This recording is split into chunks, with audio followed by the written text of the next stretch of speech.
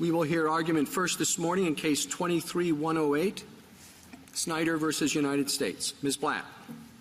Mr. Chief Justice, and may it please the Court. Section 666 applies to 19 million state, local, and tribal officials and anyone else whose employer receives federal benefits, including 14 million Medicare-funded health care workers. Congress did not plausibly subject all of these people to 10 years in prison just for accepting gifts, especially when federal officials face only 2 years for accepting gifts under 201C. 666 punishes corruptly receiving anything of value intending to be influenced or rewarded. Corruptly intending to be influenced covers classic bribes where officials get upfront payments in exchange for official conduct, while corruptly intending to be rewarded covers bribes paid after the fact and to officials who aren't actually influenced. The government argues corruptly under 666 means wrongful, immoral, depraved, or evil. But the government tried this case and countless others on the theory that corruptly just meant knowingly. Regardless, the government's new definition is implausible and stunningly vague. No gratuity statute, that's none whatsoever, uses the word corruptly, and for good reason. The government can't tell you what gifts are corrupt. What gift is too much for the doctor who saves your life? Is pornography an immoral gift? The federalism and due process implications of the government's view are gobsmacking. All states prohibit bribery, but localities and states take infinite approaches to gifts and outside compensation. Affirmance would let federal prosecutors second-guess all of these judgments. Meanwhile, state and local officials will have no way of knowing what gift would subject them to 10 years in prison. Remember, extensive guidance tells federal employees that accepting anything over $20 is a crime. It would be downright Kafkaesque to subject state and local officials to a standardless and severe regime where federal interests are at their weakest. I welcome questions. Ms. Blatt, if I find a lost pet and return it to the owner, and the owner is grateful and gives me $10, that's a reward, right? Even though nothing else happened in advance between the owner and me. So, yes, divorced from, a crime that makes it a corruptly giving something of value intending to be rewarded. The word reward, just divorced from text of a statute, context, common sense, at least in this case, sure. Reward can mean both a bribery and a quid pro quo bribery and a gratuity, and we think it's very significant in all the statutes that use reward to mean gratuities. They're vastly different in 4 respects here. They all say when reward is used to mean gratuities, these are cited at page 31 of our brief, they make clear that no quid pro quo payment is required. They say you can't receive any authorized fee or compensation. Also, there are 13 gratuity statutes identified in the brief. Virtually all of them have no express mens rea whatsoever. They have vastly lower penalties, and they almost exclusively apply to federal officials. And I think that just highlights that gratuity statutes are generally prophylactic rules where the government has a direct interest. And at least here, to use corruptly in a gratuity statute would make this statute a unicorn. It literally has no accepted meaning. It doesn't exist in any other statute. I don't think anyone knows what a corrupt gratuity is. But if I would think that a demanding mens rea would cut against you. In other words, if you add a demanding mens rea to the statute, one will have less fear that the statute is going to be applied in an overbroad way. So you're using that on your side, but I would think that it's really the government's argument. No, mens rea can't help you if it's standardless and has no meaning and just leaves it up to a jury and I guess federal prosecutors. So your view is dependent on the vagueness of the standard. If we just knew that it was a demanding mens rea standard, then it would cut for the government? No, it's not just that it's vague. It's also unheard of and ahistorical. And I just don't think the government story holds up. The government story is, hey, in 1986, we had this gratuity language and we add the word corruptly. But that, of course, is not true. You had a statute that was identical to Section 201C that was a gratuity statute. And the Congress did not just sneak in the word corrupt. They deleted that statute in toto, hook, line, and sinker, and added corruptly intending to be influenced rewarded in a way that looks much more like the 201B bribery statute. I'm sorry. I thought the original 666 covered gratuities. And what Congress then did is, instead of copying the bribery statute 201A, it decided to copy the gratuity statute 201C. So if they intended bribery, why didn't they just copy the statute that meant bribery? So in 1984, the statute read, you can't give or accept anything for because official conduct, and that is the gratuity statute. That language got deleted in toto. Well, but that's the point. Why not borrow then the language from 201A, from 201B, I'm sorry, 201B. B instead of C. I said A, but I meant. And our point is it looks a lot like more 201B, which has the corruptly intending to be influenced. And I just don't think the story is that. But they had that language, but they chose something broader and different. And so I don't understand. I don't think it's broader at all. And let me see if I can be clear on this. 201B is very different. The court in McDonald said you can actually be convicted if you don't have any intent to be influenced under bribery. But under this statute, 666, the government They didn't have McDonald in front of them, so I don't know what that has to do with Let me- anything. They had clear bribery language in 201B, and instead they chose something closer to the gratuity language of 201C. So, it doesn't look anything like 201C and or any other gratuity statute in the U.S. Code. Can I go to the disparity that you were talking about? 666, when it was clearly a gratuity, had 10-year statute penalty. So it was always disparate from other statutes involving federal officers. So what do I take from that? Meaning you say that Congress couldn't have intended to treat state from federal officials differently, but it always did. It did before it amended 666. I wouldn't consider 2 years always. It was a short-lived statute that was immediately deleted. So, and I don't even know if the government had any prosecutions. But if I could just finish my answer on what I don't think the government has a response to. If a jury finds that a official was not influenced because he would have taken the same vote anyway, the jury has to acquit if the statute had just said intending to be influenced. And so intending to be rewarded is absolutely critical in this statute, and that is not the case of the federal bribery statute. This statute actually requires either an intent to be influenced or an intent to be rewarded. The other thing I can say about the disparate penalties is that no other statute in the U.S. Code puts gratuity on par with bribery. And under the government's view, you'd never, ever have to either charge, must have prove an intent to influence, because under their view, any payment that is an intent to reward under their reading renders any need to prove intent to influence completely superfluous, irrelevant, and unnecessary. And that is an outlier in history and in the U.S. Code. Can I ask you I'm sorry, go ahead. Why do you keep saying that this doesn't look like anything else? I'm looking at 215, and it uses almost exactly the same language. It has corruptly, it has giving, offering, promising anything of value to a person with the intent to influence or reward. When I look at the legislative history of 215, it says, or 666 says that it's modeled off of 215. And 215's legislative history says it includes gratuities. So I'm just trying to understand what you mean about this not looking like anything else. Of course. Let me take on section 215. So you're right. The wording is quite identical, and the only court to address the issue has held 215 as a bribery statute.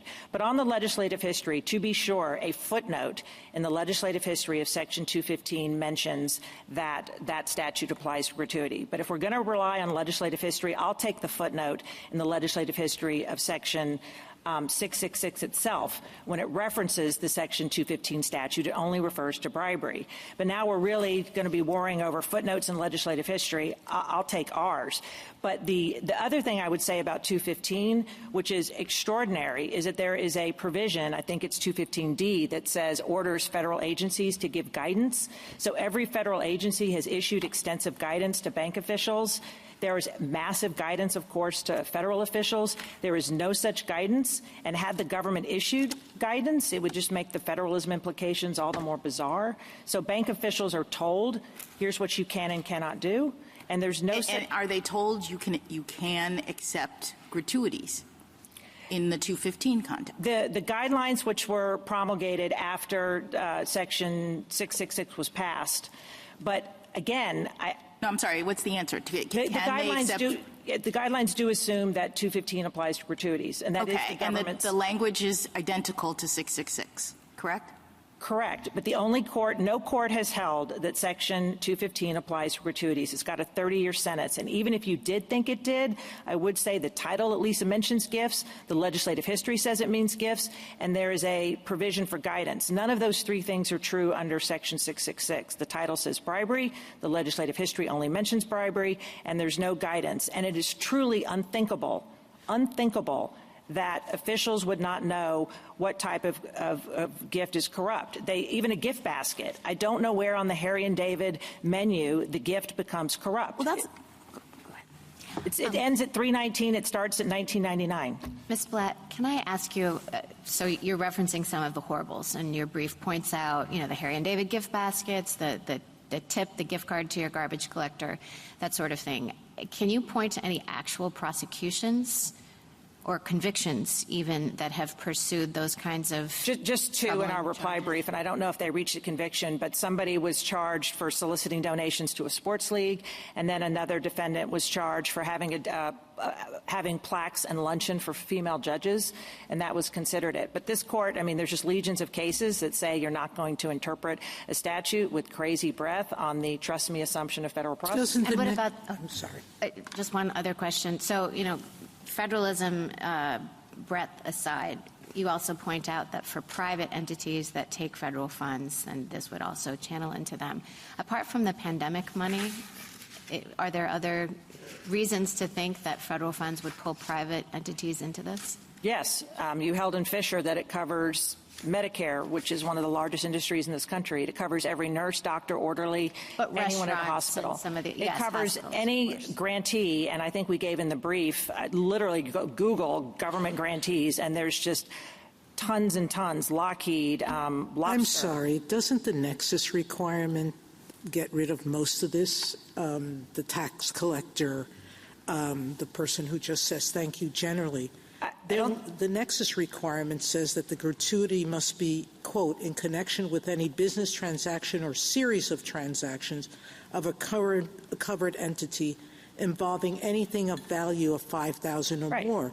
The trash collector's not having anything to do with $5,000 or the contract itself. The doctor who removes your wart, fine, but the doctor who takes your gallbladder out or does your face, like my plastic surgeon, no, that's worth over $5,000. No, seriously, I'm not even joking. Snow removal's worth over $5,000. Writing a letter for your kid to get into college, that's priceless. I could go on and on and on. But it still has to have a nexus to that contract. Yes, and people give gifts all the time to nurses after an operation. That is a crime.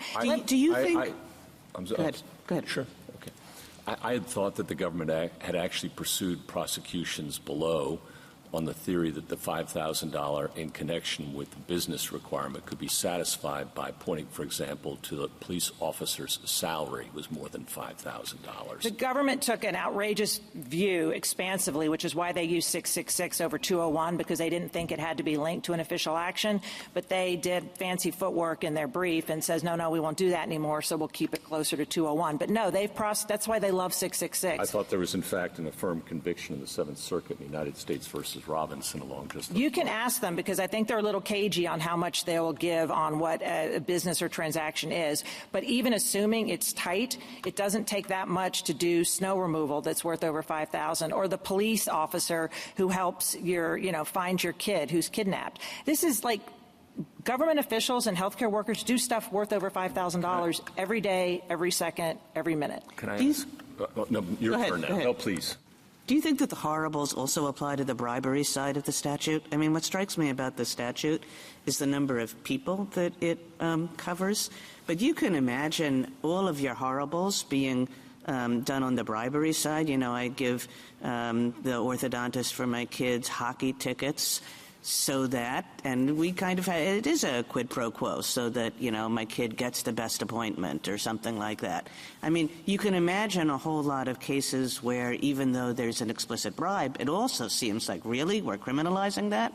So I'm just wondering whether the horribles only apply to gratuities as opposed to there are horribles in this statute because of the kinds of people it applies to. No, I disagree, Justice Kagan, for this reason. Under Section 201, there's a 15-year sentence for bribery. Government hates to have to prove a quid pro quo, and there's a 2-year sentence for gratuity where it's really easy to get a water bottle plus a mug and it's over $20. There's vast difference. The government, if it's that no big deal, let the government just prove quid pro quo. Just let them. It's much more damaging. The government has a direct interest. If you have to prove there was an influence on your official conduct, at least the government says it impacts the federal program. Here they have 6 different ways where they're defining corrupt. If it's not benign, if it was against the employer's rules, it's against common sense rules. If you're conscious of wrongdoing, which I had no idea what it means, if it could skew your official decision-making, it is very different to say, and I do think the fact that all states prohibit bribery cold, and not all states, some employers in some localities allow gifts. They just do, because they're not corrupt, unless it's prophylactic. How would you define corruptly if you had to in this particular provision? Well, we would win if it was defined under half of it violated your employer rules, common sense ethical rules, or consciousness of wrongdoing. I don't know what benign means. I don't know what immoral means. I mean, the government says we waived, but they don't tell us what we should have asked for. They never spelled out what that instruction was. Sorry, please. Just on that, I thought you did ask for jury instructions that would make clear that an after the action agreement 100% would require a acquittal. JA-18 objects to the definition of corruptly on JA-28 by saying, very clearly laying out the sine qua non of bribery is that quid pro quo payment, and the jury would have to convict if it only found a gratuity. What the government is trying to say is that we should have said something other than the way the government's prosecuted every other 666 case on just a knowing theory, and they've said 6 different ways what that would look like. And if you charge, again, I'm sure you will ask them what the jury should be charged, what common sense ethical rules are. I mean, the restaurant example alone, I don't know where I'm pretty sure Chipotle would be okay, and at Little Washington wouldn't, but ask them about the Cheesecake Factory. Well, I'm not going to ask them about the Cheesecake Factory. Somebody else may. Okay. But I'm going to ask you a little bit more about corruptly. Okay. And the mens rea that you think it should import here, putting aside the jury instructions and the debate over forfeiture. You mentioned consciousness of wrongdoing, which the court mentioned also in Arthur Anderson, if I recall. And that suggests, I think, that you have to know that it's unlawful. It's one of those rare statutes where perhaps ignorance of the law is a defense, if you will. What do you think of that?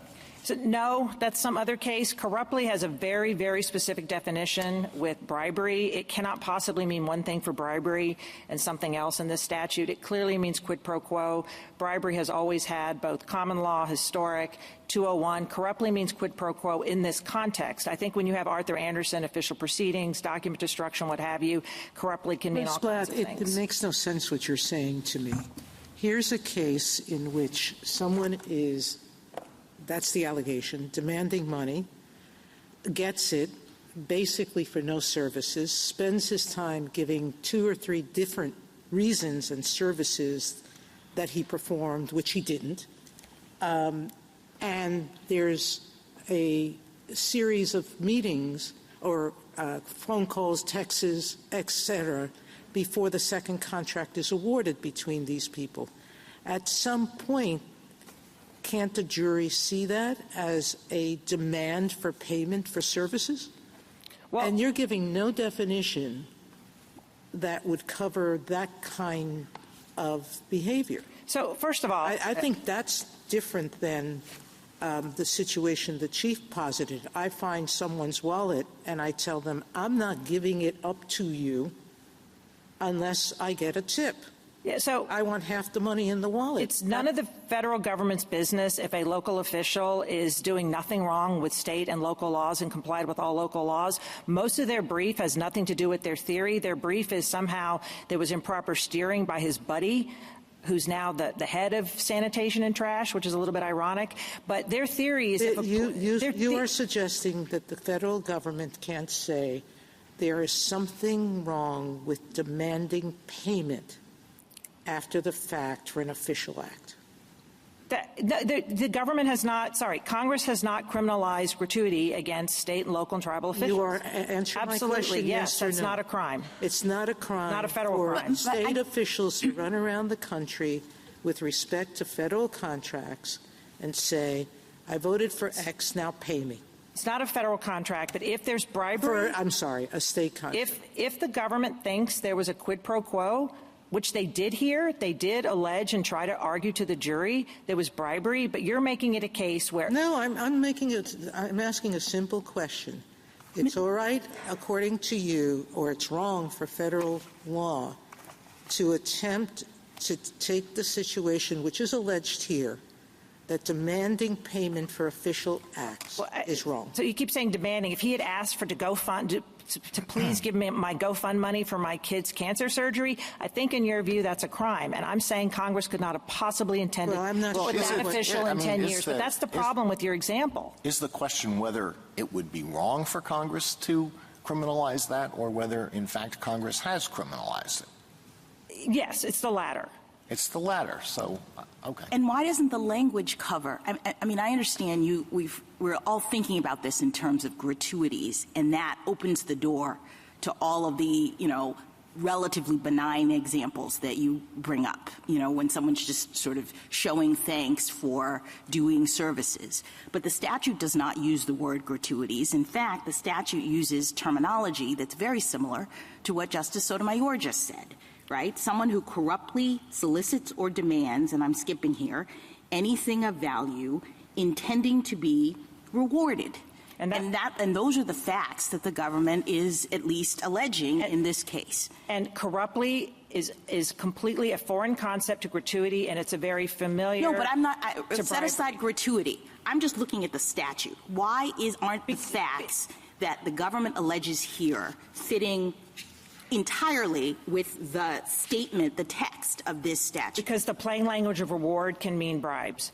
And it has been used that. And it can't mean after the fact seeking a payment for something that you've done officially. Rewarding can plainly mean bribes to officials who aren't actually influenced. You give me money, and either you're never going to take the vote or you couldn't take it anyway. It also applies to after-the-fact payments. And if I can just say one other thing, because you say on reward about corrupt, $1,000 bottle of wine, no, $2,000 bottle of wine. But I guess if the person is demanding it as a result of something that they've done, it would be the same scenario. It's the same statute that applies to the giver. So you and anyone else in this room who gives an expensive bottle of wine to a nurse in connection with a $5,000 surgery. Is she demanding it for having done something to me or in my family? You have to divorce 601, the giver to the taker. I mean, yeah, the giver to the taker. That's the exact same wording.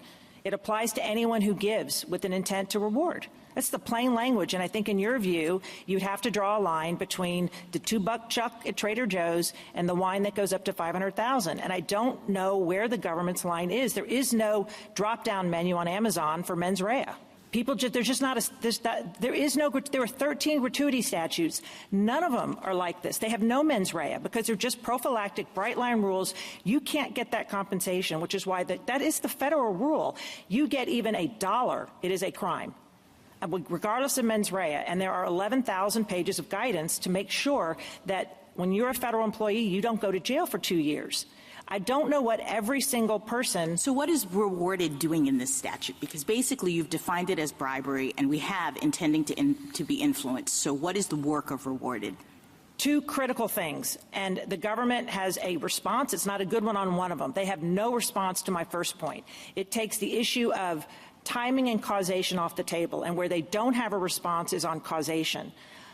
The statute, if it just said intending to be influenced, a jury would have to acquit if the jury found the person wasn't influenced, like a gun, I don't know, take a pro-gun or an anti-gun person who said... I don't understand that. It says intending to be influenced. It doesn't say you have to actually have been influenced, so... Well, I mean, isn't a bribery you're intending to be influenced? Okay. No, if he says I wasn't influenced, I would have taken the vote anyway. The jury would have to acquit. I wasn't influenced. I didn't even intend to be influenced because I told my God, my wife, and my son that I was going to vote that way anyway. I had no intent to be influenced. And on our second one is after the fact. Now, I agree you could stretch the English language, but I just think it refers to more naturally an upfront payment before the vote is an intent to be influenced, and I'll do it, and then after the vote is taken, just more naturally refers to reward, which is what the Fifth and First Circuit found, was that it totally takes timing off the table. And so corrupt is doing all the work of quid pro quo, and intending to influence and rewarded is doing the work on either the timing of the payment or the way you intend it. Thank you, counsel. Justice Alito, anything further? Oh, sorry. Justice Kagan? Justice Gorsuch? I know we discussed this in Sabri, but I'm just curious your thoughts on, I guess, what Justice Alito framed as the first question. What are the limits to what Congress can do to federalize state substantive criminal law here? Yeah, so Sabri is definitely in the context of bribery, and so the question would be if the the 1984 version just criminalized gratuities and said because of official act 10-year penalty, and you would have to there you would meet, I think, the spending clause clear statement. And the clear statement under Bass to upset the federal-state balance, and you have a pure Sabri question. I mean, it's tough. I think what the government would say, the only thing they intimated in their brief is that sometimes the gift could be so bad, I don't know, a Ferrari, that it might skew your official decision-making. And the problem with that is they don't have an answer, what about the toy Ferrari? I mean, so they still have the vagueness problem, but I think their argument would be, although it's way less, it's certainly much weaker than bribery. I think their skewing is the way they would get around the sort of, I guess, whatever you call it, spending clause authority or Article I authority. But it was bribery. It was definitely bribery was at issue with both campaign finance and with the connection with the federal program was clearly a bribery quid pro quo. And here we have a very different scenario with gratuities. And did it clearly mean to displace all state law? It's clear it's not clear to me. Not when it just looks nothing like any other gratuity statute in history or on the books today. Thank you. Justice Kavanaugh? You've suggested a few times that state and local governments regulate gratuities of state and local officials. Can you give us some more color on that? Is there a disparity? You know, some jurisdictions will say up to $50, others up to $100. It's infinite. Some of them will say even if you do it, give the gift back. They don't put you in jail for 10 years. I mean, the government, there's an infinite. Here it was not even alleged that Portage and Indiana have extensive ethical rules. There's no allegation that the petitioner did anything in violation of those rules. And although the federal government has its own, every employer has different rules. Even in the banking context, DOJ is supposed to work with the bank and make sure that, it's copacetic. And even then, DOJ says, well, we may second guess the banking rules if we find them unreasonable. But they're supposed to at least work out ahead of time. But there's a lot of cities and there's a lot of states, and I don't think most states even have gratuity laws. Thank you. So they're just making something a crime that's not.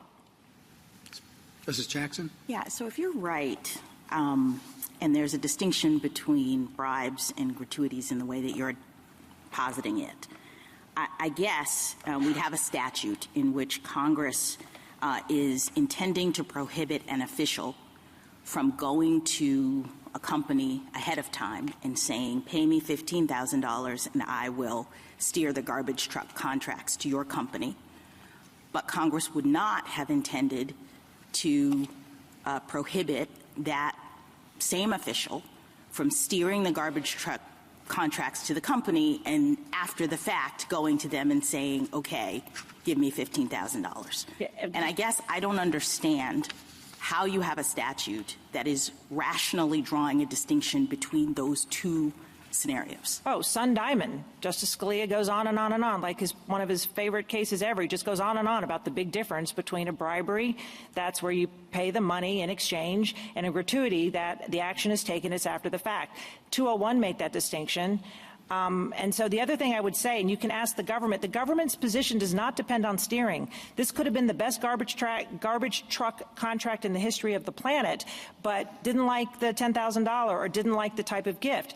They say it's okay to give coffee and donuts to the police who work around the clock. Well, what about the police who coerced a confession? Is that corrupt? Same gift, same donut. The government's theory to the jury has nothing to do with the steering. It's just they want to do that to make the client look bad. It is simply you got something of value after the fact because it related to official conduct, which it doesn't depend on any misconduct at all by the official. And again, Sun Diamond is literally all about the difference. And even in Sun Diamond, this court went crazy to make sure federal officials were protected because 2 years was too long for federal officials to go to jail for gratuity. Thank you, counsel. Ms. Sinsdak. Mr. Chief Justice, and may it please the court.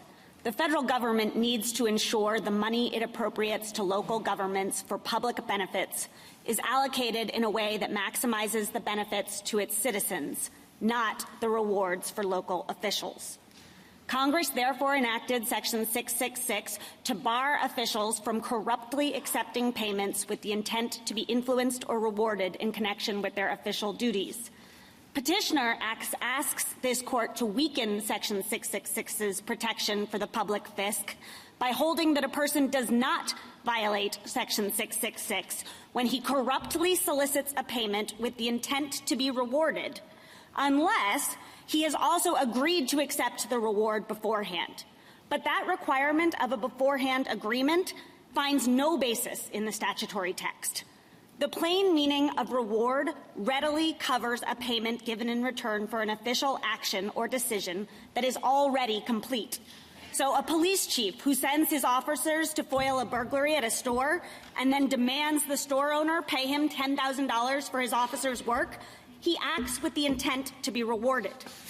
A safety inspector who issues a building permit for a dangerous project and then solicits a $30,000 payment acts with the intent to be rewarded. And a mayor who steers a contract for a particular business and then asks that business to pay him $13,000 for the contract acts with the intent to be rewarded, whether or not the contractor agreed to give him the reward before the contract closed. Petitioner's argument to the contrary ignores both the plain meaning of the term rewarded and the statutory history. In 1984, Congress enacted a flat bar on the acceptance of bribes and gratuities. It was modeled directly on the one in Section 201C that applies to federal employees. In 1986, Congress narrowed that bar to carve out a subset of only the most culpable gratuities by adding a corruptly mens rea and an express exception for bona fide salary and benefits paid in the ordinary course of business. Now, Congress's textual fix worked.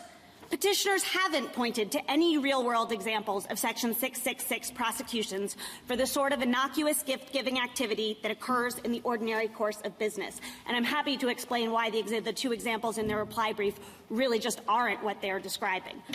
But the court should therefore reject petitioner's invitation to artificially narrow the reach of Section 666. I welcome the court's questions. Counsel, under your theory, there are two offenses in 666, the gratuity and the bribery. And gratuity is really just a bribery without a quid pro quo, right?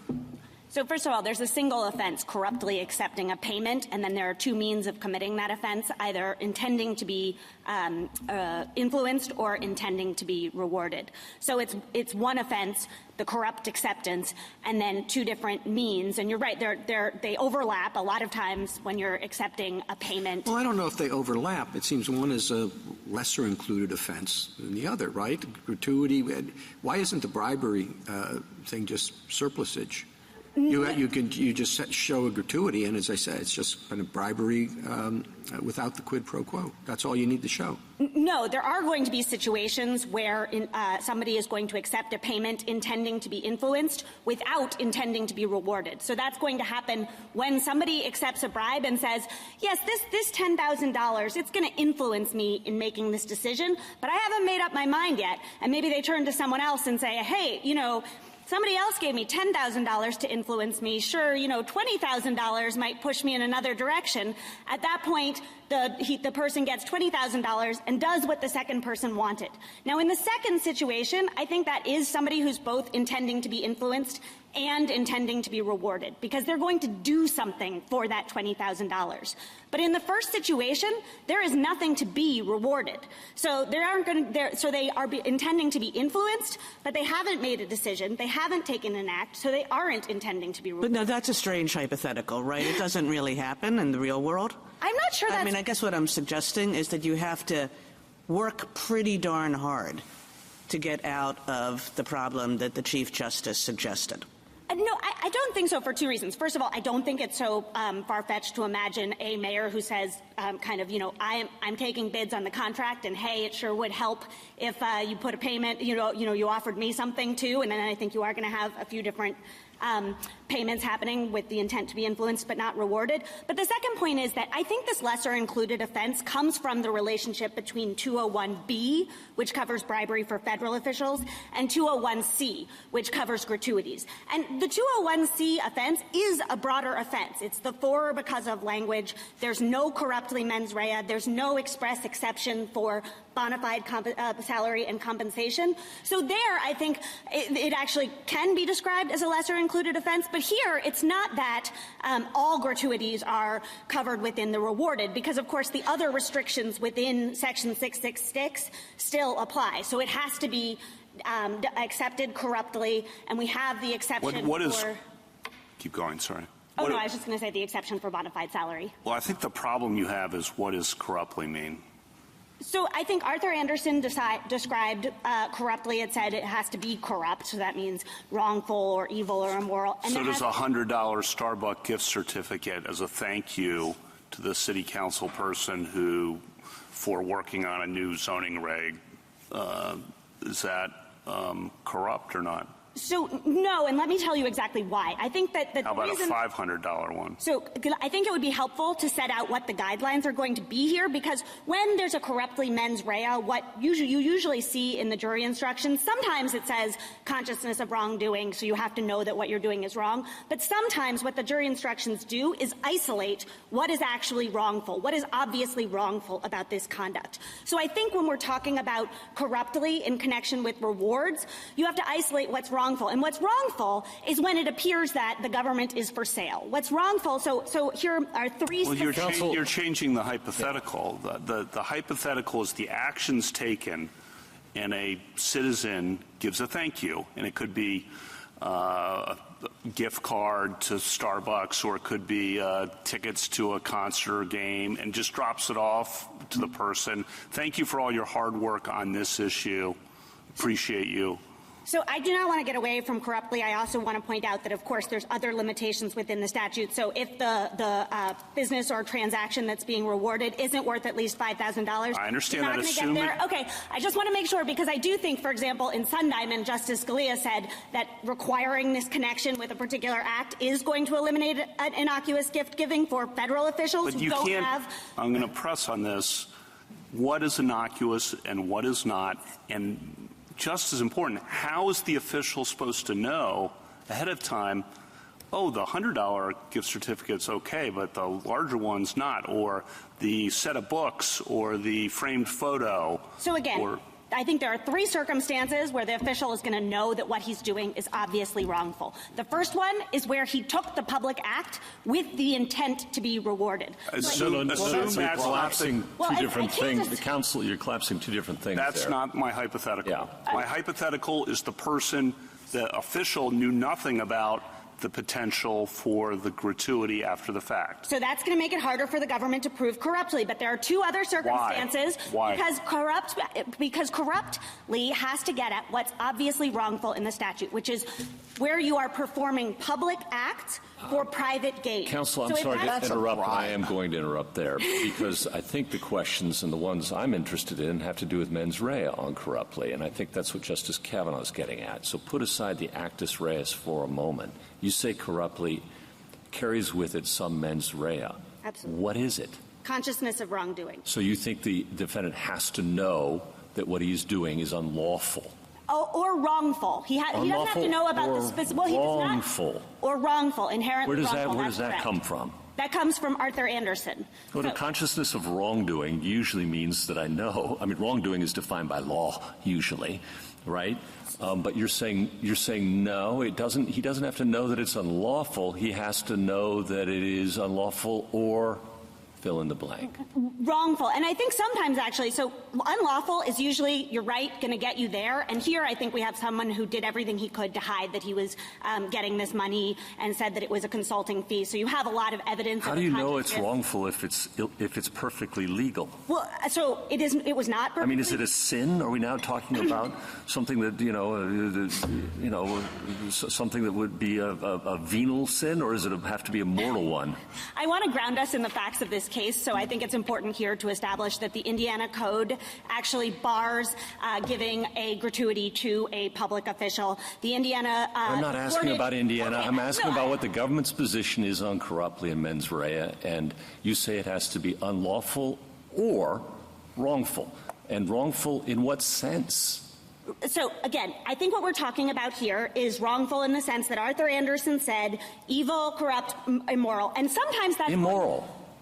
That is what this court said in Arthur So Anderson. a gift of pornography, as your counsel friend on the other side pointed out in her opening, would that count in the government's view? It needs to be wrongful in the way that the statute is targeting. So here again, what the statute is targeting, the obviously wrongful conduct that the statute is targeting is taking public act for private gain. So where, again, and I'm just going to give you the three circumstances. That defeats your whole theory. I'm sorry, because if the public act was done, completed, we're done with the new zoning reg, we're done with the new school board decision, and then the gratuity, the gift, the thank you arrives, you're still going to prosecute those cases as corrupt under your theory of what corruptly means, correct? Where one of three circumstances is met. So that means where you haven't taken the public action for private gain. No, I think that's where the problem is coming in. So here, for example, imagine that the official just knows that the Buha brothers, they pay big rewards to people who give them contracts. So what he decides to do is award the contract to the Buha brothers. Afterwards, he's going to ask for the payment. That is corrupt. The facts of this case are great in that sense for you to respond to the question, but there are 19 million employees who are going to wonder about the thank yous. For all of those employees, the government is going to have to prove corruption. So if they can't prove that the person actually did, and let me get out the other two because there are two others. I will. So if they can't prove that the person actually took the act intending to be rewarded, which gives you corruptly, they can also sometimes prove that by taking this payment, let's say it's $100,000 for having won a case, in the future, the person is going to be trying to win cases to get the money rather than for in the interests of the public. And then there's also going to be, with certain payments, it's just going to be clear that if the public official takes this, it's going to look like the government is for sale. And well, that's every because time you go ahead. Does this provision apply to campaign contributions? Section 666 applies to campaign contributions. Under McCormick, there needs to be a quid pro quo in the campaign context. So, in the campaign contribution context. So the government does not prosecute where there is. So where do you get? How does that fit into the statutory language? So what we've taken it is there would be an as-applied constitutional objection if we were trying to prosecute a campaign contributions on a bona fide campaign contributions on a pure gratuities theory. And sorry, if I could just get back again. Well, how about this? I mean, this statute applies to more than government officials. It applies to pretty much every hospital. It applies to pretty much every university. So let's say a billionaire patient comes to a hospital and gets extra special treatment. He gets appointments when nobody else would get it. He gets surgery scheduled when nobody else would. And it's all done because everybody knows he's a billionaire patient and they're hoping that he'll give an 8-figure gift to the hospital. How about that? Does that fit? So it needs to be, we walk through the statutory requirements. There needs to be the acceptance or the solicitation of money in connection with particular business or transactions. They're definitely going to accept the 8-figure gift when it comes. Oh, sorry. Are you talking about they're on the promise of this 8-figure gift? No, I'm just saying they treat him really super nicely because they're very hopeful and that he's going to recompense them for all the special consideration that they've given. Does that fit or does it not fit? So the government is going to have to prove that accepting that reward would be corrupt and that the hospital understands a lot of people corrupt. do not think it's good to give super rich people better health care than not so super rich people. So I could see a jury saying that's pretty immoral, but probably every hospital in America does it. Well, the hospital has to have consciousness of wrongdoing, so it's what the hospital thinks that matters there, right? The hospital has to understand that in accepting that money, they are committing wrongdoing. And so... Well, but there's a jury that's going to decide whether they're committing wrongdoing or not. And a jury might say, that sounds pretty corrupt. And all I'm suggesting is that given that this statute applies not just to government officials, but to pretty much like every important institution in America, I mean, that seems quite extraordinary that when you do stuff, hoping, thinking it might earn you a big gift, even if it's just for the institution, not to put in your own pocket, that would land you 10 years in prison? Let me respond to that in two ways. First of all, under Section 201C, the federal government officials are undisputedly bound by these sorts of requirements with no corruptly mens rea. And in Sun Diamond, this court said that requiring a tight connection between the reward and a specific official acts, or here you would say specific business or transactions worth more than $5,000, that was going to eliminate many, many of these cases. And I don't think that we haven't, again, petitioner isn't here pointing to a mountain of cases where this has gone horribly astray. So Section 201C does it for government officials without the corruptly. I'd also note, and I think you were pointing this out earlier with in the colloquy with petitioner, that it's not going to get us out of this problem to just graft on a atextual beforehand agreement, because all that has to happen is that rich patient says to the doctors and nurses, hey, if you treat me well, there's going to be a nice big gift for the hospital at the end, and then the beforehand agreement requirement just isn't going to do anything. Counsel, so you said your friend on the other side hasn't pointed to a lot of examples in the real world, but we've had several cases where we've made the very clear point that we don't rely on the good faith of the prosecutors in deciding cases like this. That's right. And in 1986, neither did Congress with respect to local and public officials. That's why it added the corruptly mens rea, which has to be proved to a jury.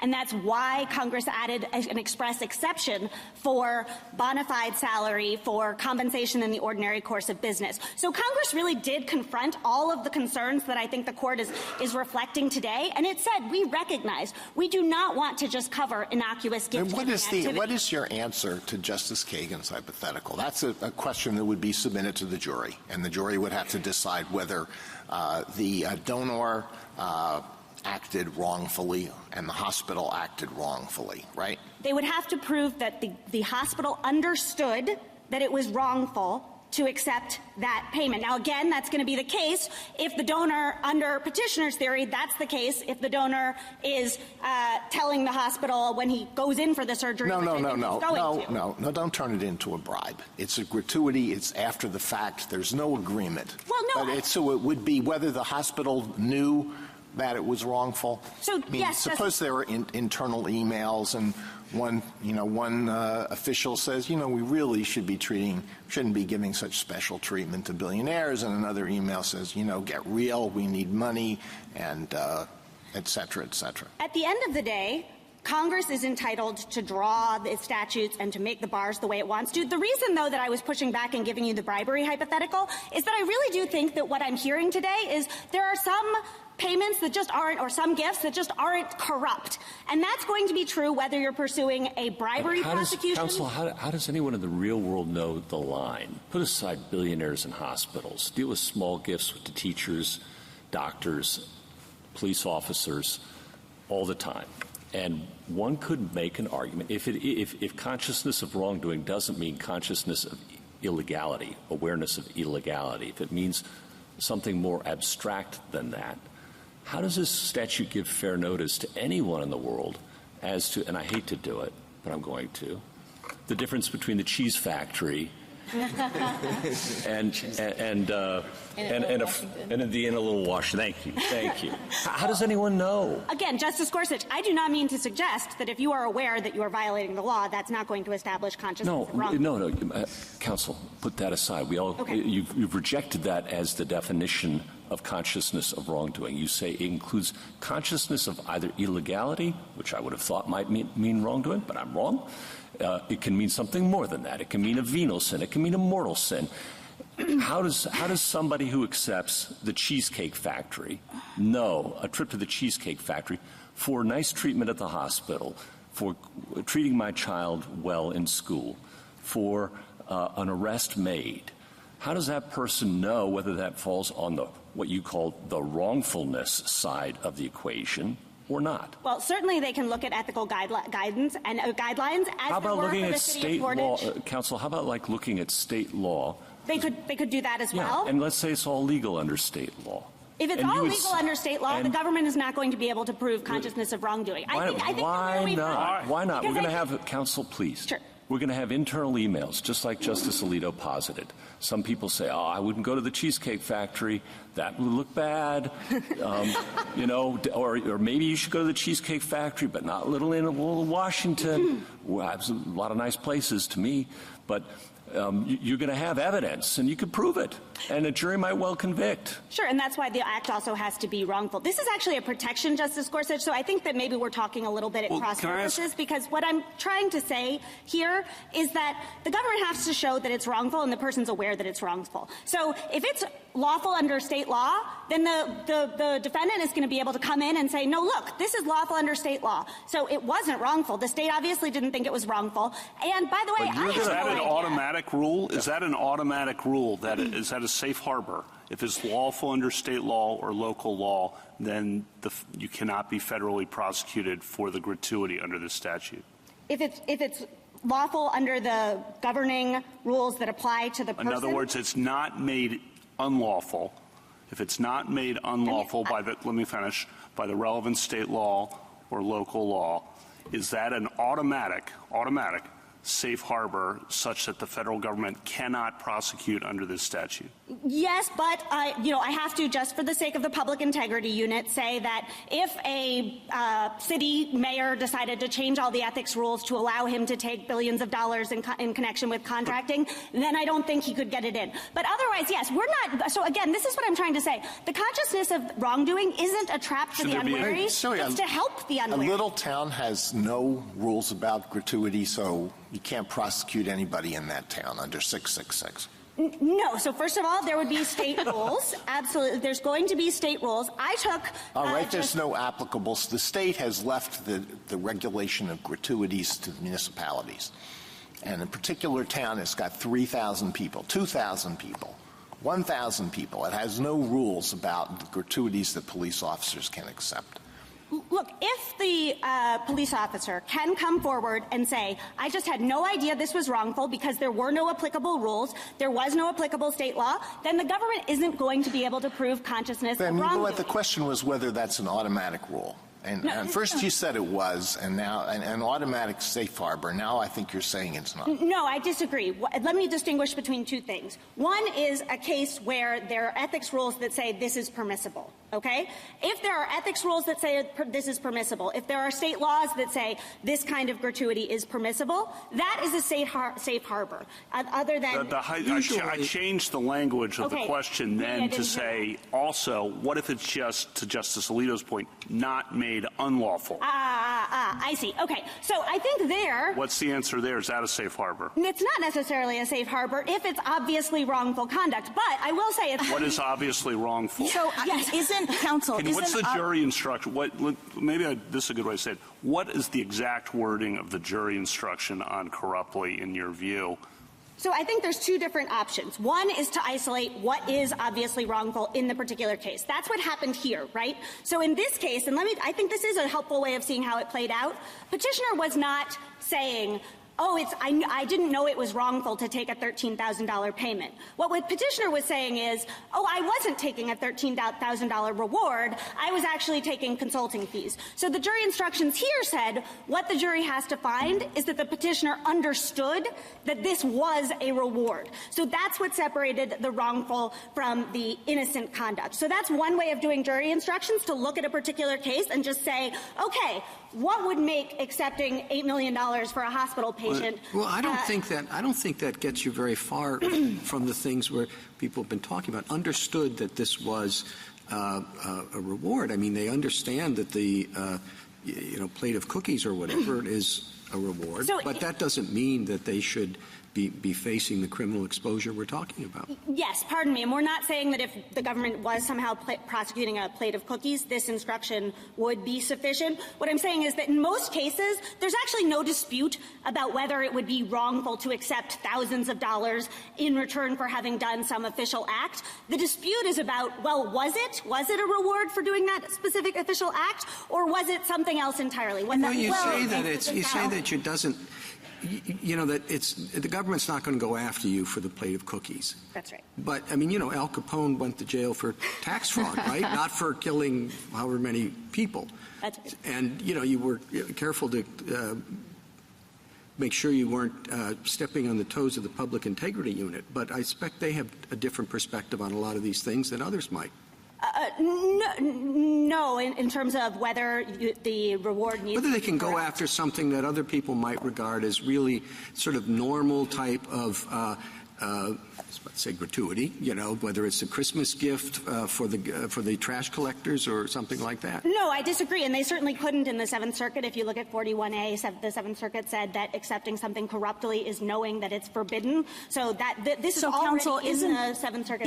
Isn't that really the answer to Justice Kagan's hypothetical that sort of got us down this road? In other words, to the extent that we have an ordinary practice of, unfortunate as it may be, high-profile, special, people, billionaires who come to hospitals, and it's sort of understood generally that the development office is going to be notified, and afterwards that person might, in fact, be asked to give a donation to the hospital that treated him so well, et cetera. That's sort of standard practice. So in a situation like that, I would think the government's position is that is not wrongful from the standpoint of corruption. We could not prove consciousness of wrongdoing related to anybody who's doing that sort of thing precisely because it's standard practice. But when you have a situation like this one, where it's not standard practice for a garbage a contract to be given to a particular company and then the company that received that contract to pay out money, $13,000 for the officials who were involved. That doesn't happen very often. And so when we're in that world, then perhaps we do have a dispute about whether or not there was wrongful behavior, consciousness of wrongdoing, et cetera.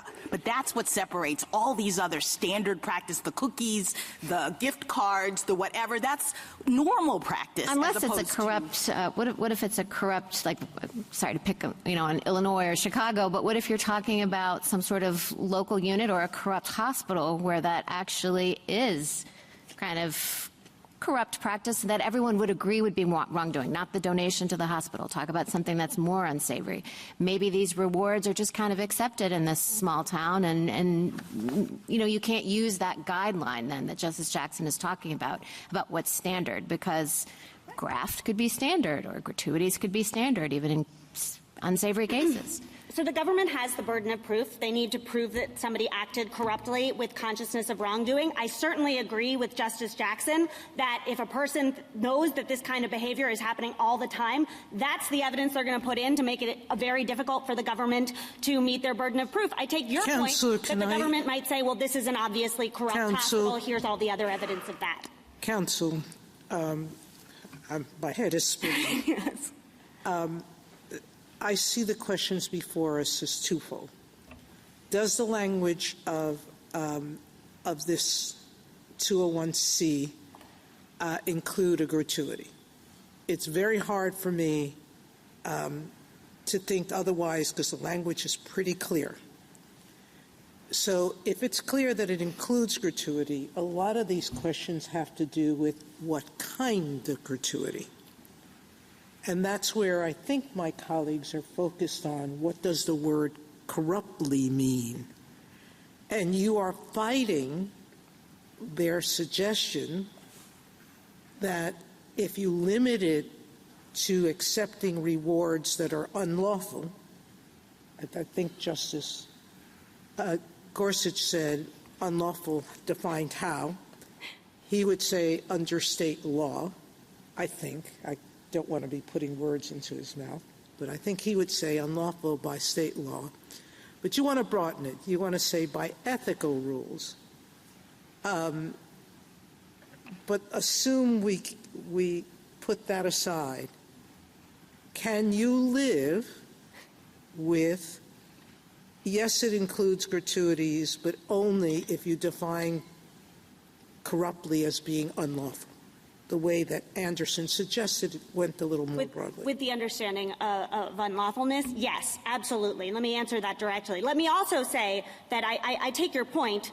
Rewarded, I think the reason we're talking about corruptly is because rewarded just very clearly does cover after-the-fact payments. There is no beforehand agreement requirement. And I think that to the extent there's a dispute about exactly how you would define corruptly, that isn't before the court because they did not object to the definition of understand corruptly. it's not before the court, but it really is. Because if it's not defined that way, I think there's a sense of then gratuity has no meaning. That anyone that could, it would be so vague that it would be impossible. It would just be the provision that applies to federal officials in Section 201C, which doesn't have the corruptly mentioned. Yes, that's right. Obviously. Thank you, counsel. Justice Alito? Well, I'm not sure I understood your most recent colloquy with Justice Sotomayor. You said that it would be that corruptly should or could reasonably be interpreted to mean unlawful under state law. Is that what you said? I think she asked whether we could live with a definition, and I said that understanding that it was unlawful is a definition I think that certainly would be preferable to carving out gratuities from the statute altogether. So if something is not unlawful under state law, then it cannot be prosecuted as a gratuity under 666? If the person needs to understand that what they're doing is wrongful. I mean, this is why we do think it means more it's really a simple, absolutely. counsel, really, it's a simple question. Okay, let me just be clear. It's a yes or no question.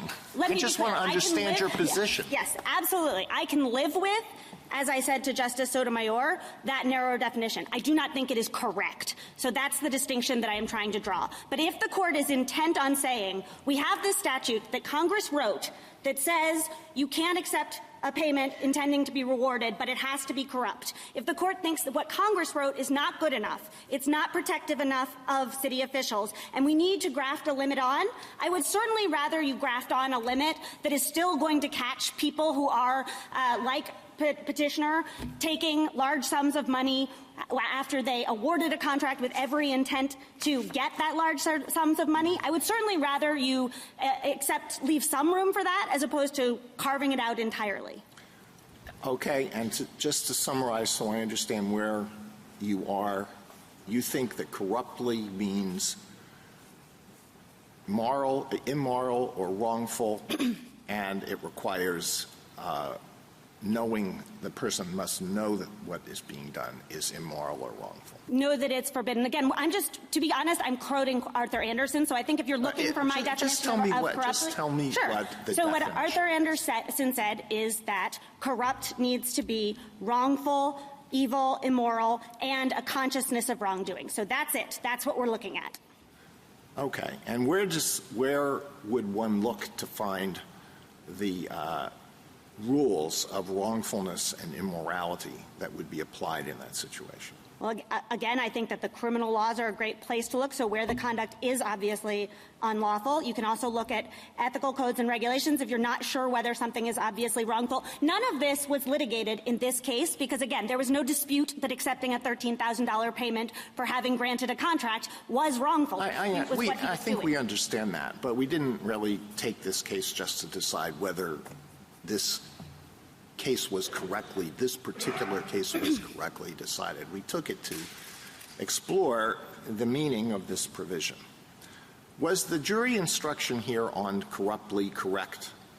It was in the circumstances of this case because there was no dispute about whether accepting a reward was wrongful. But Justice Alito, Justice Alito, that is precisely what I'm trying to say. You do have to look at the circumstances because you have to isolate what was wrongful. And here there was no dispute that taking $13,000 as a payment for having granted a contract was wrongful. That's why petitioner didn't object to the jury instruction. Is this the standard instruction that the government has requested in 666 gratuity cases?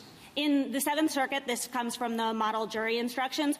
I would say that in the prosecutions that I have seen, there just hasn't really been room to argue that the acceptance of the payment wasn't wrongful, because what the government has been prosecuting is taking money and then doing everything that you can to cover up the fact that you took the money as a reward. And there, it's pretty easy to show consciousness of wrongdoing, right? I think what you're all talking about is these fringe cases where, it's not really clear because the person actually took it openly and notoriously. That's going to make it really hard for the government to show consciousness of wrongdoing. If we looked at the jury instructions in 666 gratuity cases, what would we find on the question of corruptly? So what would the jury be told? Here, what the jury was told is, am I right? Page 28 of the joint appendix, a person acts corruptly when he acts with the understanding that something of value is to be offered or given to reward or influence. So, as to gratuity, to reward in connection with his official duties. I mean, all it has to be, the person has to know is that this is a reward. It doesn't have to be immoral, wrongful, or anything else. Again, that's in the circumstances of this case. There was no dispute. So I understand that. I understand that. I don't want to talk about the circumstances of this case. I want to talk about what the law means and what the government's position has been on the issue of corruptly in other cases. Is this standard, or if we look at the others, outside of the Seventh Circuit, the corruptly is defined as immoral or wrongful? So the Second Circuit, I believe, has instructions that ask about a wrongful purpose. And of course, if the defendant thinks, look, I didn't know that taking this reward was wrong, then he can ask for an instruction saying, asking the jury to decide whether he understood that taking the reward was wrong. So there can be that express request. And this is just, I'm just sort of taking a page from Arthur Anderson on all of this. Corruptly is, I admit, a relatively unique mens rea, but it's one with a rich historical pedigree. So it's not that the government is making up some new limit. It's not that Congress in 1986, when it was trying to eliminate innocuous gratuities, was doing something wild and crazy by saying, we're going to use the corruptly mens rea, because that is going to make sure that when people don't understand that what they're doing is wrongful, that when they're engaged in what everyone would reasonably think, or at least, that what somebody would reasonably think was just innocuous conduct, then they're not going to be prosecutable, because the government just isn't going to be able to show that that was corruptly. Counsel. I'm sorry. It's done. Well, I am concerned about the breadth of your interpretation, and it all seems to rest on the understanding of corruptly. The person who gives a reward simply because that person is grateful may not know what the ethics rules are with respect to the recipient of this reward. So is that a defense? Certainly that person could ask for a jury instruction saying there needs to be consciousness of wrongdoing, so they need to have understood that what they were doing was wrongful. These are sort of obscure ethics rules. They didn't know, the person could say, I didn't know about them. These are obscure ethics rules. How would anybody know, $25, $50? And yes, then they're entitled to a jury instruction saying, no, there had to be a consciousness of wrongdoing. I mean, we could think of lots of different hypotheticals, and there are a lot in the briefs and a lot have occurred. I'll just give you one more and then I'll stop. So, the owner of a car dealership gets money as a result of COVID, enough money to qualify, and the owner is thankful to a firefighter for saving the life of his daughter, and so when that firefighter comes in to his car breaks down and wants a new car, but at that time people are lined up, the cars are in short supply, and the dealer says, okay, well, you know what, for you, I'll put you at the top of the list. Is that a violation? If he does not have a consciousness of wrongdoing, that if he does not understand that what he is doing is wrong, I don't think the government, no, there's not going to be a conviction for that. Again, the corrupt. There's not going to be a conviction because the jury is going to be sympathetic to this fellow. No, because it's not going to fulfill the corruptly mens rea. Again, I want to be clear because I think we keep losing sight of this. Section 201C bars for federal officials just accepting gratuities, and it has no corruptly mens rea. The corruptly mens rea is a break. It's a break that Congress put in as an extra help to make sure that people who are bound by Section 666 aren't going to be prosecuted for all of this innocuous conduct. So I think this idea that by putting in something to protect an extra protection for Section 666, people covered by Section 666, you could somehow render all the coverage of gratuities totally vague and unclear. I mean, that just can't be right. Thank you, counsel. Justice Sotomayor? Counsel, you answered Justice Alito by saying the instruction here was correct.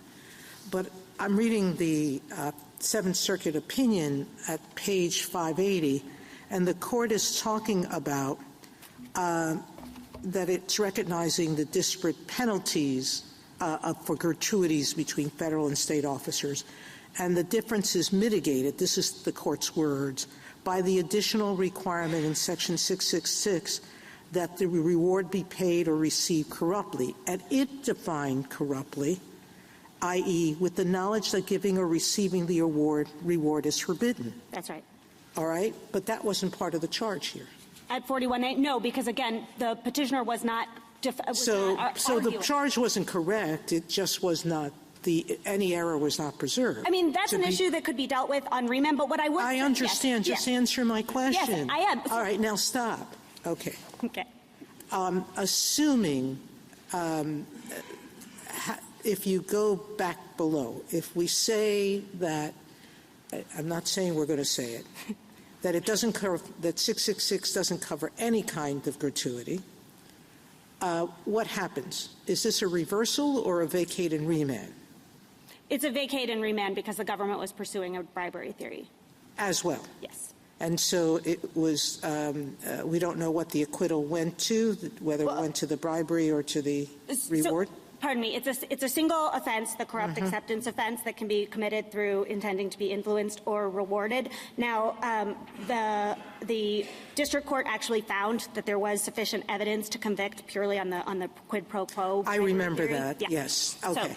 So, and if I don't disagree with that, then is there a retrial? No, we think that there would be because the evidence was sufficient to convict on the bribery. That was. But again, that's something. All right. for Thank you, remand. counsel.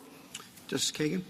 I think I've got your view of corruptly, but if you put that aside, are there any safe harbors in this statute? And just like if you would list for me the safe harbors that the government thinks exists either on the face of this statute or in the way you're prosecuting this statute, just give me a list. Sure. So the safe harbors that come from the text, so this isn't a sort of trust us argument, that it has to be in connection with business or transactions worth $5,000. Right? That's the Sun Diamond. There has to be the nexus. That's going to kick out a whole bunch of innocuous conduct, more even than... Just list them. Just list them. Okay. So the corruptly mens rea, the nexus requirement, the $5,000 floor, and the express exception for bona fide salary and compensation in the ordinary course of business. Anything else? That's all. Oh, well, and pardon me, and then the First Amendment protection that says that under McCormick, we understand that to mean that there really has to be an express quid pro quo when we're dealing with a bona fide campaign contribution. Nothing else that the government can say. We realize that this doesn't appear on the text of in the text of the statute on, like you just read it, but we never prosecute X, Y, or Z. I mean, you've told me to sort of set aside corruptly, and yes, I think that's where a lot of that comes in. But, for example, the government does not prosecute pure charitable contributions. Sometimes charitable contributions are used as a funnel, so it's just sort of like you pay into the charity and then that goes right into the person's pocket.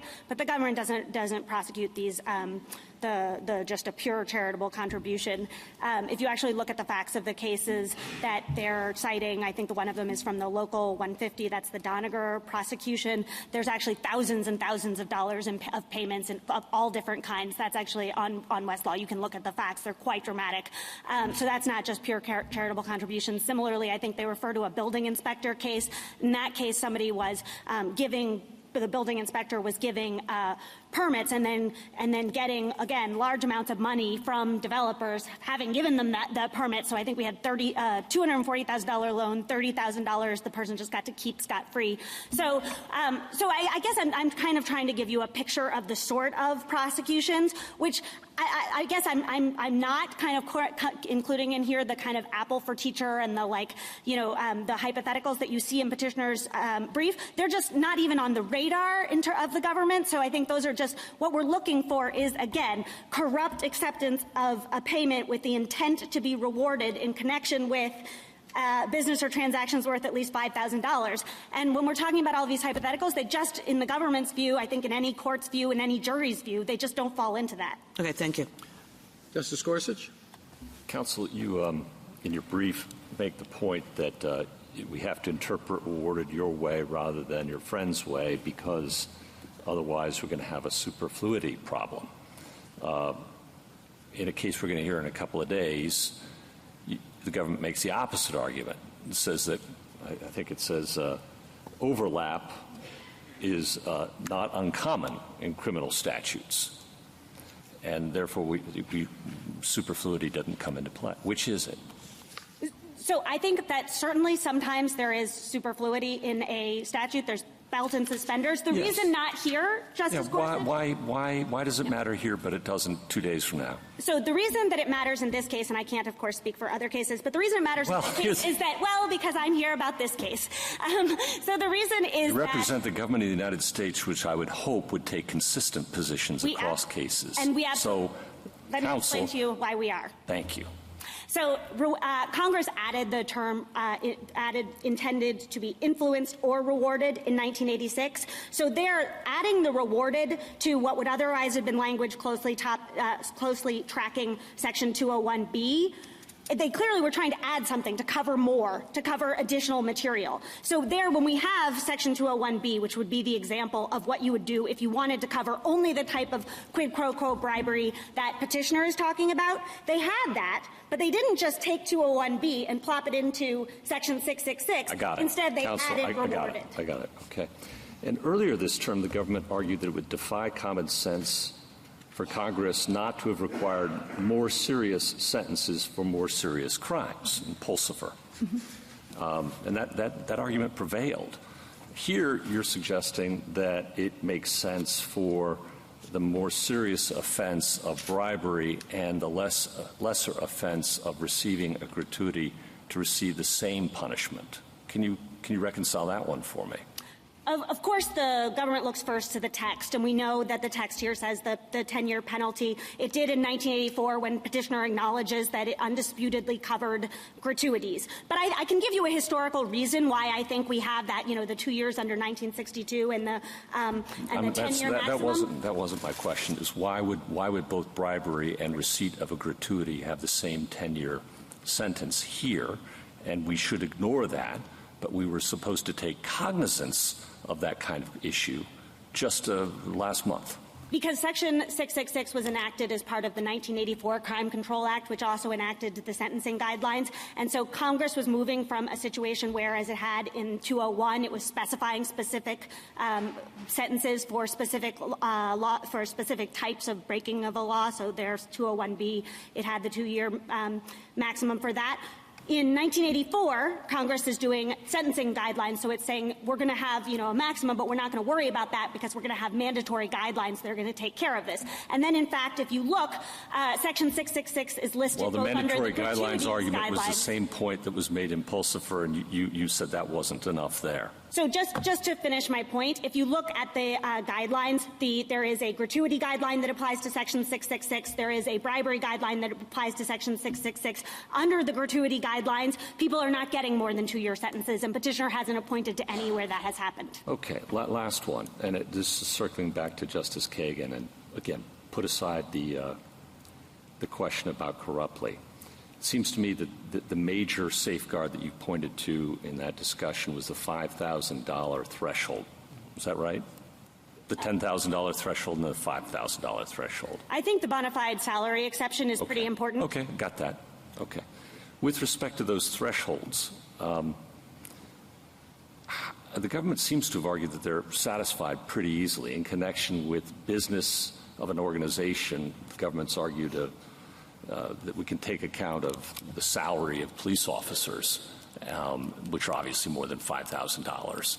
So because the police department receives $10,000 and the police officer makes more than $5,000, any gift of any value would seem to qualify. What am I missing there? No, that's not quite right. So I think you're talking about the case in which there was a drug dealer who was giving, I think, $1,000. I mean, that is the case. That's the case where the Seventh Circuit said that $5,000 was satisfied by the police officer's salary. That's true. And the reason was because they were counting up how many salary hours the police officers would have spent, and they were evaluating that. So it wasn't just kind of like a police officer makes more than $5,000. So anytime an employee at a hospital does more than $5,000 worth of work on behalf of a patient, or a teacher spends more than $5,000 worth of time with a student, then that threshold would be satisfied in the government's view.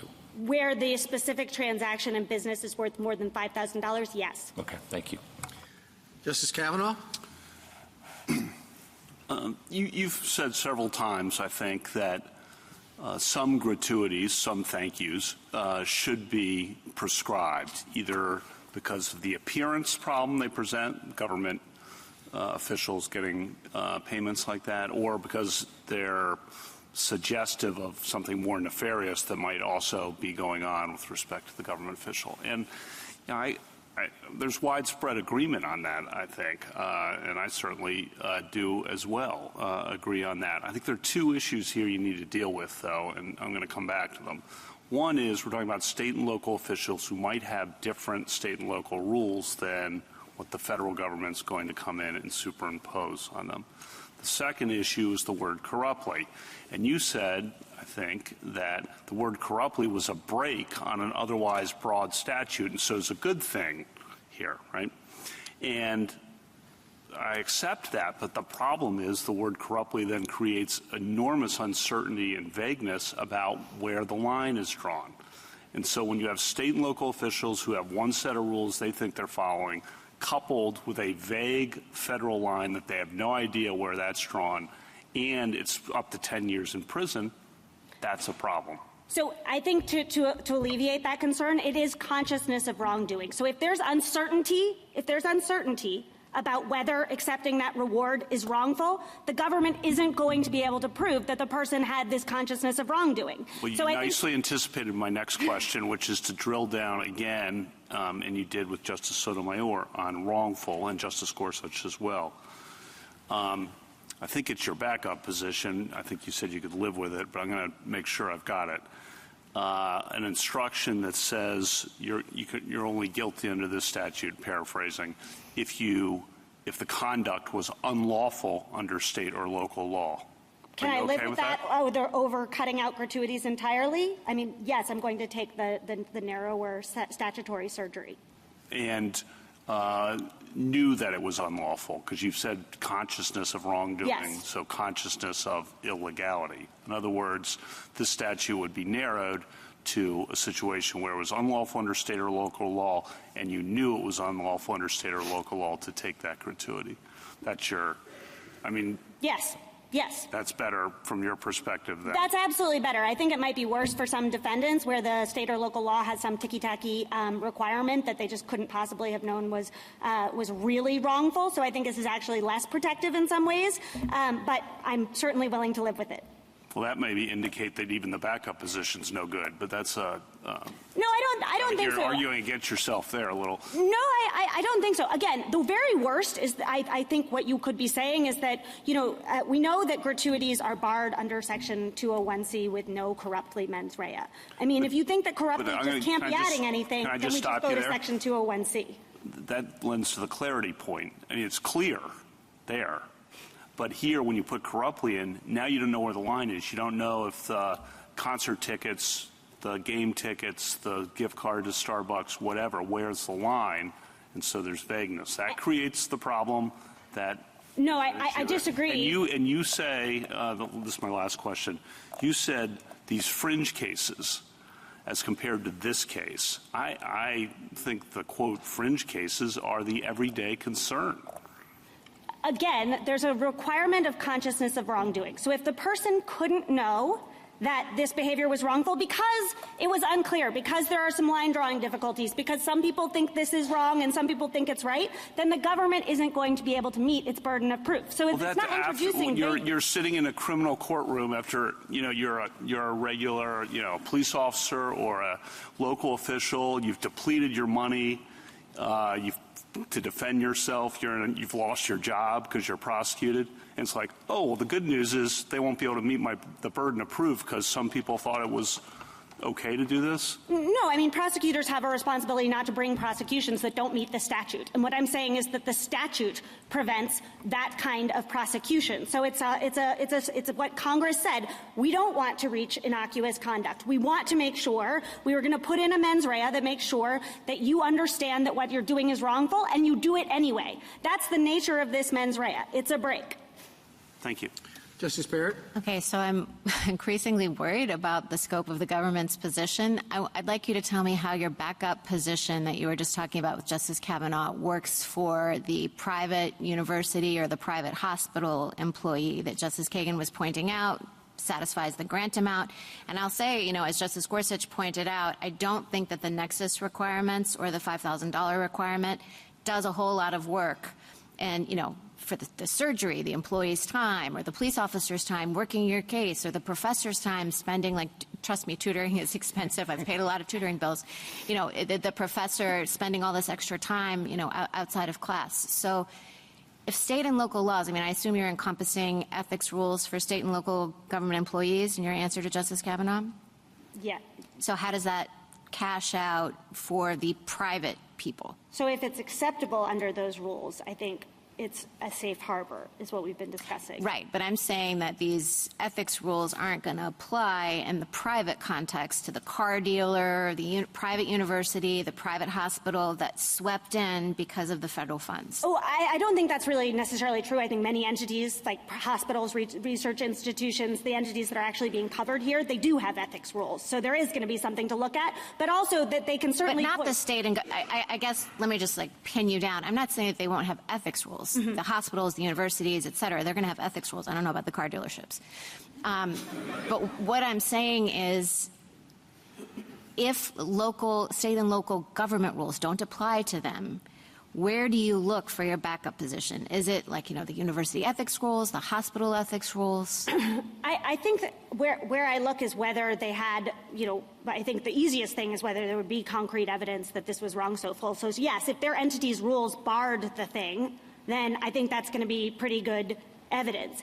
If it's unclear, though, Justice Barrett, I just want to again tell you that there has to be a consciousness of wrongdoing. So if there just was nowhere they could look and there was no way for them to know that taking the, cashmere blanket for the tutoring was wrongful, then the government can't show consciousness of wrongdoing and it can't prosecute in that case. Can't show it? So, but you're kind of sliding, I guess, into the not backup position, but the immoral or this is unsavory or this is wrong? No, they need to show that the person understood that what they were doing was wrongful. So if the government cannot show that the person understood what they were doing was wrongful, was against the law, is the easiest way to show that. But if they don't have any laws to point to, if they don't have anything that they can point to, then they're not going to be able to prove that the person would understand that what they're doing is wrongful. But under your first order position, there wouldn't be anything to point to, right? Because I thought your first order position, your backup is if it's prescribed by law, but I thought your first order position was if it's wrong, if it's immoral, if people would know this is corrupt. So our position is just just let me be clear, it's that the act has to be wrongful and the person has to have consciousness of wrongdoing. That requirement of consciousness of wrongdoing, we recognize that. That's not a backup position. That's a first order. No, I know, but I'm Right. saying, like, you said if the person doesn't have any place to look to know that it's wrongful, and I'm saying that I thought your first order position was that they don't have a specific place to look because you should know it's immoral, you should know it's wrong. I think that the government can certainly, the government has to say this is something that is so obviously wrongful that everyone would know. And I would say that in the circumstances you're pointing to,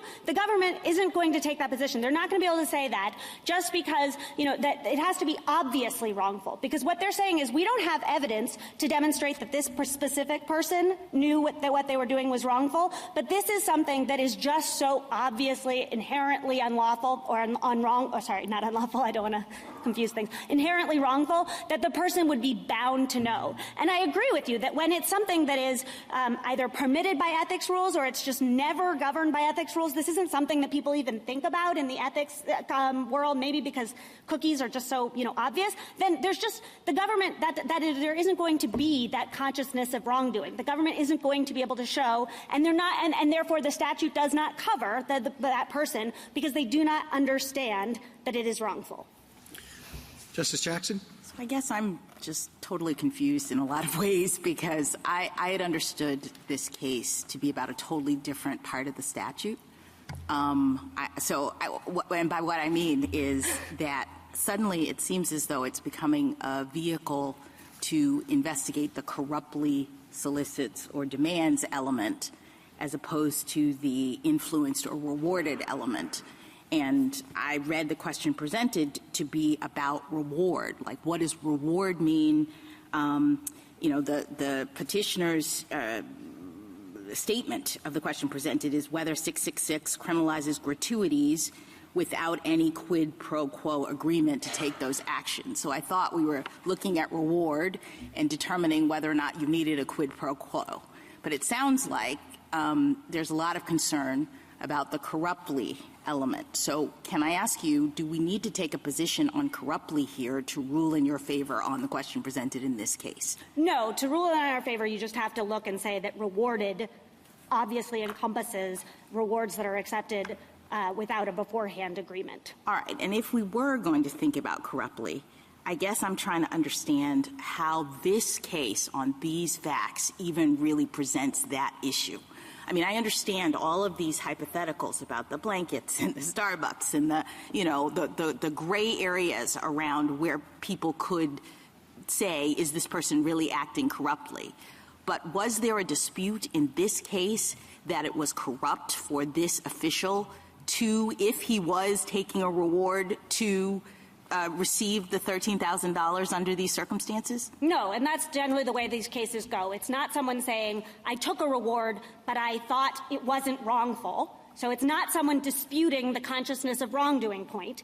It's someone saying, I wasn't taking a reward. I was taking something for being friends. And I was taking something for compensation. That's how that came up here. So that's why, in response to Justice Sotomayor, this wasn't a question that was put to the jury about, like, this is why it's not in the jury instructions, this question of what is the definition of corruptly, because he essentially conceded that element for the purpose of this case. Right. He did not challenge the jury instructions on corruptly, even though the district court had already rejected the request to narrow the statute to gratuities. So it's not true that he didn't protest the corruptly definition because he was trying to get at it in a different way, right? The district court had already said gratuities are going to come in. He doesn't contest the corruptly jury instruction here because he wasn't saying it's rightful. Right. He wasn't in the gray area scenario where people could say, well, I thought this was right. He wasn't doing that. All right. So final question. With respect to the question I asked Ms. Blatt, if we hold constant the corruptly aspect of this, the demand aspect of this, we assume that's all met, and now we're really just focusing on reward, intended to be influenced or rewarded. Can you articulate why Congress would not have wanted rewarded to include these gratuities? In other words, it seems as though that element is equating bribes, the quid pro quo bribes, with rewards. What I'm thinking of as gratuities in this context. if we agree with petitioner, it sounds as though Congress would have wanted to prohibit one and not the other, and I can't figure out why that would be. I can't either because, again, gratuities have long been recognized to be as corrupt as rewards in many circumstances. We have the bar on gratuities in our Constitution itself. We have Blackstone saying that the acceptance of gratuities is corrupt and that, the Romans were wrong to permit it. We have Congress barring not just bribery but also the acceptance of gratuities without the corruptly mens rea in Section 201. So there's just no reason, and that's not because Congress was like an overly moral being in this respect. It's because it's the same harm. If there's a beforehand agreement in this case, it doesn't change anything because it's crystal clear that what the petitioner was doing was taking a public act intending to get that reward. And whether there's a beforehand agreement or not, the harm is instead of doing the public act for the public good, he's doing the public act for to line his own pocket. Thank you. Thank you, counsel. Rebuttal, Ms. Blatt? Thank you, Mr. Chief Justice. At least we should get a 9-0 remand because everything that we heard today was not charged to the jury. It is truly, as a former government lawyer, baffling how someone could just say that it was not contested, that this was wrongful. No citation. Of course it was contested. The whole argument was this was a legitimate consulting agreement because local officials don't make any money. And just because the government says it, an argument doesn't make it true, especially when they don't have a citation.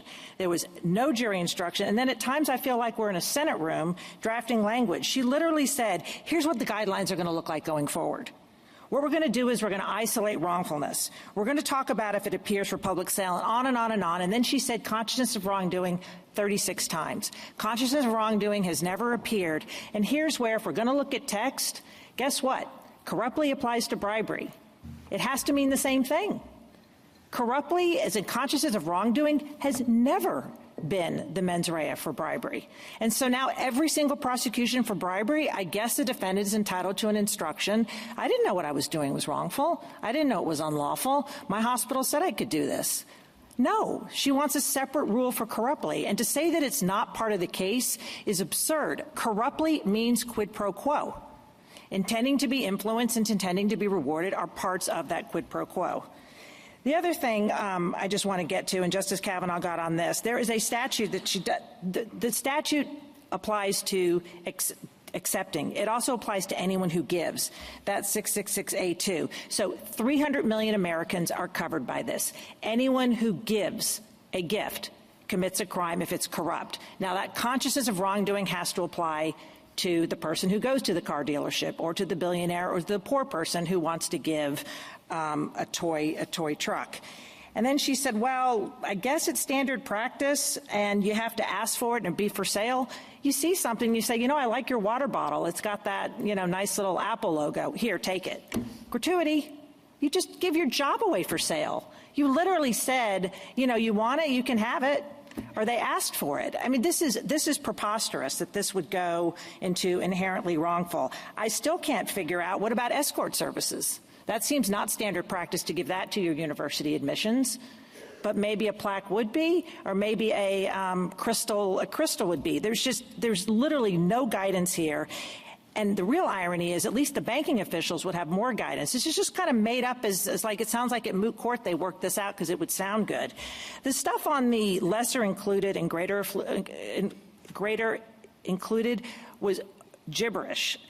It is recognized in government manuals that this is a greater included offense. And she said, well, it only applies to demand, but the statute says demand or agrees to accept. So if you agree to accept something, you don't have to demand. That's clearly a bribery. There is no set of circumstances where if you've proved a reward, you would ever need to prove a bribery. And that's why the government manual says go for broke, go for both. All you need to do is prove one, and you'll at least get, at least in the federal officials, a 2-year conviction. Here you get a 10-year conviction. The government sought 6 years here. We showed examples where they've prosecuted for 4 years.